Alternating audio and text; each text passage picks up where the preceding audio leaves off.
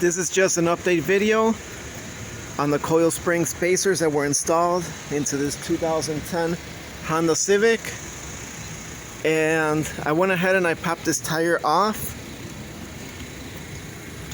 and everything seems to be holding. So you guys can see, I have 1, 2, 3 of them. I had another one, a fourth one, that I installed, but the suspension was a little bit too stiff, and every time I would hit a bump, it was a little bit too stiff. So I went ahead and I removed one, leaving this gap right here to flex whenever I hit a bump or something. But right there, that's giving me the clearance to run these tires 215, 70, 16. It's giving me the clearance to run those tires on this 2010 Honda Civic.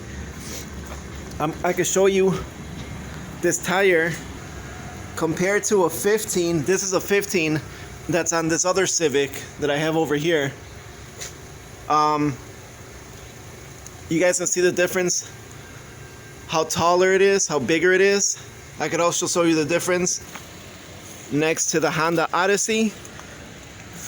This tire is way bigger than the tire that's over here. This is 235, 65, 16. You guys can see how big that is.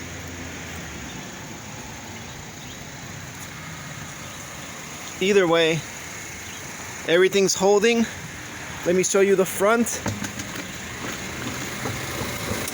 You guys can see in the front I have a bigger spacer than the ones that I'm running in the back.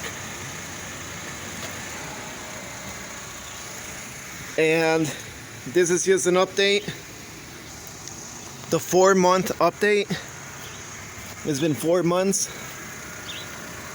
since I lifted the Civic with those coil spring spacers from Autozone.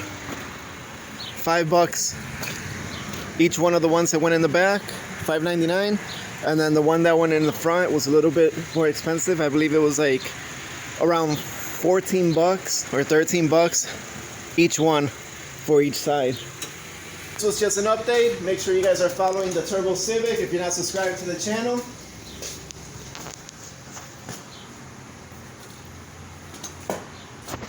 And I will catch you guys on my next video. Peace out. Stay safe. Catch you guys later.